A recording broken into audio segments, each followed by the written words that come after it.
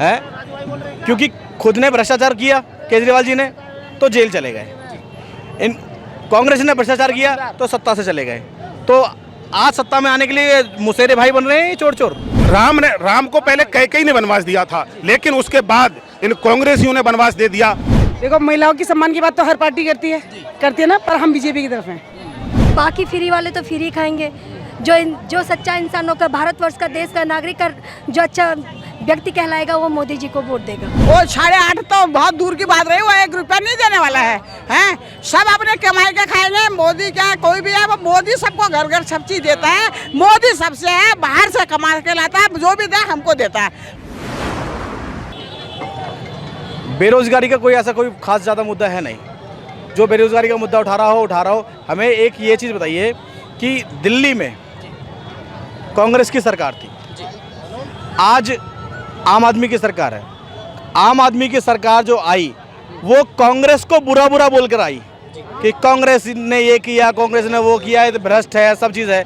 आज चोर चोर मुसेरे भाई हो गए क्या है, क्योंकि खुद ने भ्रष्टाचार किया केजरीवाल जी ने तो जेल चले गए, इन कांग्रेस ने भ्रष्टाचार किया तो सत्ता से चले गए। तो आज सत्ता में आने के लिए मुसेरे भाई बन रहे हैं चोर चोर। ये चीज़ ज़रूर एक बार ये टाइम लाइन पे चलाना अपनी पे। क्या लग रहा है सर चुनावी माहौल इस बार? सर लगना कुछ नहीं है, पूरे देश ने ठाना है मोदी को जिताना है, बीजेपी को फिर से लाना है, और कोई देश में उनके सामने खड़ा नहीं हो सकता है। क्या कारण है कि एक इतना बड़ा इंडिया गठबंधन, 28 बड़ी पार्टियां जिसके साथ सम्मिलित हैं, वो भी टक्कर नहीं दे पा रहा? कुछ विशेष काम, कुछ विशेष कारण आपको ऐसे लगते हैं? सबसे पहले उन्होंने जो सैकड़ों वर्षों से राम मंदिर जो हमारे आस्था के केंद्र था वो नहीं बनने दिया कांग्रेसियों ने। मोदी जी ने 10 साल में आते ही राम मंदिर बना दिया। इससे बड़ा और पूरे भारतीयों को क्या उपहार चाहिए? तो सारा बोलो जय श्री राम। कांग्रेस ने कभी चाहा ही नहीं। सर एक सवाल, राम मंदिर चुनावी मुद्दा या आस्था का विषय? सर राम मुद्दा एक आस्था का विषय है, चुनावी मुद्दा इसलिए नहीं है। अगर ये सारी पार्टियों को लग रहा है कि राम मुद्दा चुनावी मुद्दा है तो ये अब तक ये जाके ना राम जन्म जो हमारी कृष्ण जन्मभूमि है, इन्हें लगता है कि अगर मंदिर बनवाने से लोग इतने ज़्यादा कट रहे हैं तो जितने जो विपक्षी 28 पार्टियां हैं तो इन्हें वोट मांगने की जगह इन्हें वहाँ जाना चाहिए मथुरा में। इन्हें अब तक उन्होंने राम का मंदिर बना दी, तुम कृष्ण का मंदिर बना दो अगर लोग इससे कट रहे हैं तो। लेकिन सबसे बड़ी बात यह है, बीजेपी एक ऐसी इकलौती पार्टी है, मैं आपको बता रहा हूँ, जितनी 28 पार्टियां जो घूम रही ना, ये एक तराजू में रख करके शायद मेढक तुल जाएं। जो मेढक होते हैं जो टटर करते हैं बरसात में, चुनाव के टाइम ये लोग नजर आते हैं, एक तराजू में रख करके शायद मेढक तुल जाएं, पर ये तो बहुत असंभव है नेता सारे मिल जाएं। 28 की 28 पार्टियां एक दूसरे को गालियां देंगे 4 जून के बाद, आप शाम को देख लेना, क्योंकि ये एक दूसरे को देखना नहीं चाहते हैं। आप खूब जानते हैं जिस समय अरविंद केजरीवाल दिल्ली में आए थे, आपने एक स्टेटमेंट सुनी होगी, जो संजय सिंह है वो सबको गालियां देते हैं, कांग्रेस चोर है, राहुल गांधी चोर है, अब ऐसा लालू प्रसाद चोर है, उसका बेटा चोर, उसकी बेटियां चोर, उसकी बहू चोर, अखिलेश चोर, उसके बाप तो किसने किसी को छोड़ा था। आज इसने क्या किया है, जब ये चोर खुद आरोप में फंसा तो सारे चोर चोर इकट्ठे हो गए हैं, सारे चोर चोर एक मेजोरिटी बनाना चाहते हैं, मोदी पर दबाव बनाना चाहते हैं। आप लोगों में एक चीज बताना चाहता हूँ, मोदी जी के देखिए, बीजेपी एक ऐसी पार्टी है, एक संत को लेके आती है। मोदी जी कोई साधारण पुरुष नहीं, एक अवतार ही है ये। मोदी जी एक अवतार है। मोदी जी चोरी करेंगे तो किसके लिए करेंगे? किसी परिवार से। मोदी जी के 5 भाई बहन है, 6 भाई बहन। आप कोई किसी को नहीं जानता होगा मोदी के अलावा, वो क्यों नहीं जानते हैं? अगर उनकी जगह अखिलेश होते, सारे लेके सारे सांसद घर के उतार देते। मोदी के भाई आज भी किराने की दुकान चलाते हैं, कि दुकान ही चलाओगे, क्योंकि हमारे देश, हमारा पूरा भारत देश हमारा कुटुंब है, तो वो अपने भाइयों से पूरे भारत देश को अपना परिवार मानते हैं, इसलिए मोदी जी को वोट मिलेगा। और मैं ये मानता हूँ, मेरा ऐसा व्यक्तिगत मानना है कि जो हमारे राम पहले कैकेयी ने वनवास दिया था, राम को पहले कैकेयी ने वनवास दिया था, लेकिन उसके बाद इन कांग्रेसियों ने वनवास दे दिया। उसके बाद हमारे राम मस्जिद में रहने के लिए मजबूर कर दिए, उसके बाद हमारे राम को टेंट में रहने को मजबूर कर दिया। ये हमारी इतनी आस्था का विषय था, ये लोग हमको तिल तिल करके मारना चाहते थे और हमारे संस्कारों को खत्म करना चाहते थे। लेकिन मुझे लगता है ये मोदी एक अवतार बन के जब ये चले जाएंगे ना, तब लोग याद करेंगे मोदी कोई साधारण पुरुष नहीं थे, एक अवतार था। आप लोग जानते हैं ये ईडी का हवाला देते हैं कि ईडी जाती चोरों घर में। जब अभी आपसे हम कहे आपने मेरा मोबाइल चुरा लिया है, आपकी जेब में निकलेगा तभी तो आपको डर लगेगा।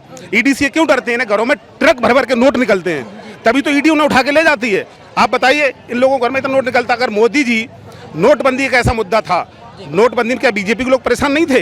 बिल्कुल थे परेशान। नोटबंदी अमीरों के ऊपर चोट थी, नोटबंदी जैसा मुद्दा उठाना हर किसी के बस की बात नहीं होती है। क्या बीजेपी वालों के पास नोट नहीं होगा, लेकिन विपक्षियों को दर्द क्यों था? इन्हें पता था इनकी जितनी काली पूंजी कमी थी ना, सारी की सारी मोदी जी ने खत्म कर दी और कहा आगे तुमने करप्शन करने की कोशिश की, आगे काला धन इकट्ठे करने की कोशिश की, तो दोबारा फिर से मैं ऐसा ही नोटबंदी लाऊंगा जो रोते फिरोगे तुम। इसलिए मोदी जैसा संत नहीं मिल सकता। मैं आपको बताता हूँ, बीजेपी इकलौती पार्टी जिसका विश्व में डंका बजता है, बीजेपी इकलौती पार्टी जिसका विश्व में डंका बजता है, इन विपक्षियों का जब तक दूल्हा सजता है तब तक मोदी दुल्हन जीत के ले आता है। मोदी जैसा नहीं हो सकता और इस बार एक इतिहास बनेगा, मैं आपको बताता हूं। और 4 जून के बाद ये सारे एक दूसरे को गालियां दे के लड़ेंगे। मैं आपको ठीक है, कुछ महिलाएं भी हैं, उनसे भी चर्चा करेंगे, उनसे भी बातचीत करेंगे कि आखिरकार चुनावी माहौल क्या है और महिलाओं के मन में क्या चल रहा है चुनाव को लेकर। मैम, क्या नाम है आपका? मेरा नाम कविता रावत। क्या लग रहा है इस बार महिलाएं किस पार्टी की तरफ जाती हुई नजर आ रही है और कौन सी इतनी बढ़िया पार्टी है जो महिलाओं के सम्मान की बात करेगी? देखो, महिलाओं की सम्मान की बात तो हर पार्टी करती है ना, पर हम बीजेपी की तरफ हैं। हम बीजेपी केजरीवाल भी इस बात का दावा करते हैं कि अभी उनको देखा नहीं है कितना बड़ा तमाशा हुआ, उन्होंने अपनी खुद दावा तो हमेशा से करते हैं। बस वो छोटे हाथ कंगन को आरसी के और पढ़े लिखे को फारसी के। क्या लग रहा है इस बार 400 पार का नारा जो बीजेपी दे रही है? बिल्कुल होगा, हाँ हो जाए। क्या नाम है मैम आपका? मंजू देवी। क्या लग रहा है, पीएम मोदी जी तो हमेशा बताते हैं महिलाएं बहन है हमारी, बहनों के लिए कितना बढ़िया काम करेंगे? बहुत अच्छा कर रखा है। हाँ, सत्ता में आने के बाद कुछ बदलाव नजर आते हैं आपको? हाँ जी, बदलाव आता है। केजरीवाल ने क्या करा, शराब के ठेके खोले, हमारे आदमी बिगाड़े, और क्या करा? कुछ भी नहीं करा हम लोगों के लिए तो। अच्छा, राहुल गांधी ये बताएं कि 8,500 रुपए महिलाओं को देंगे अगर हमारी पार्टी सत्ता में आती है। नहीं चाहिए हमको 1 रुपया भी नहीं। 8,000 के क्या करेंगे? फ्री का पैसा नहीं चाहिए? नहीं। केजरीवाल भी फ्री बिजली पानी देने का दावा कर रहे हैं। नहीं चाहिए, वो भी नहीं चाहिए। नहीं, फ्री का कुछ नहीं चाहिए हमको, पैसा का चाहिए, पर जहाँ अच्छा लगे। ये थोड़ी है कि ऐसे ही पैसा फ्री का खाएंगे हम, फ्री का पैसा पचता नहीं। हाँ, बताइए क्या कह रही थी मैम?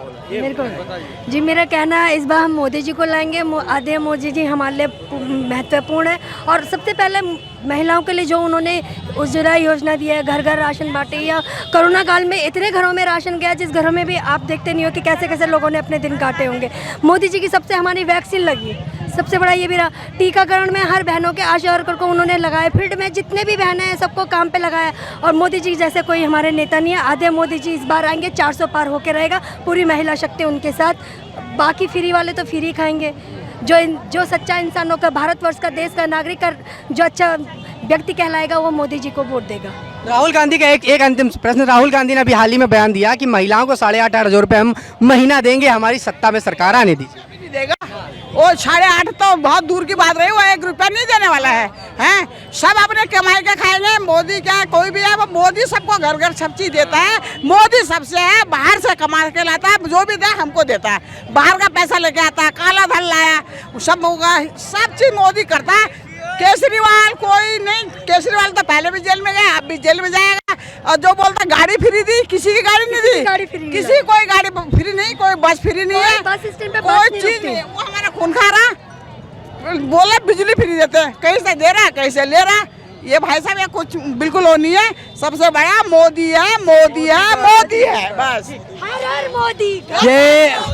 ये हमने महिलाओं से बातचीत की, जनता से बातचीत की और समझा कि क्या चुनावी माहौल है। धरातल पर जो दावे जनता के साथ किए जाते हैं, जनता के लिए किए जाते हैं, वो कितने ज़्यादा कारगर साबित होते हैं। अंतिम सवाल ले लेते हैं जाते जाते, लाइव बंद होते हुए। बस 2 मिनट चाचा, कहाँ जा रहे हैं, क्या नाम है? अरे बहुत नाराज नजर आ रहे हैं, तो कुछ लोग इस तरह भी ग्राउंड पर मिल जाते हैं। हालांकि हमने बातचीत करने की कोशिश की और चुनाव का माहौल समझने की कोशिश की। अब जल्द समझेंगे कि 4 तारीख को जब मतपेटी खुलती है तो कौन सी पार्टी जीतती है। सब पार्टियों ने अपने अपने चुनाव प्रचार किए हैं और 4 तारीख को आखिरकार कौन सी पार्टी सत्ताधारी पार्टी बन पाती है।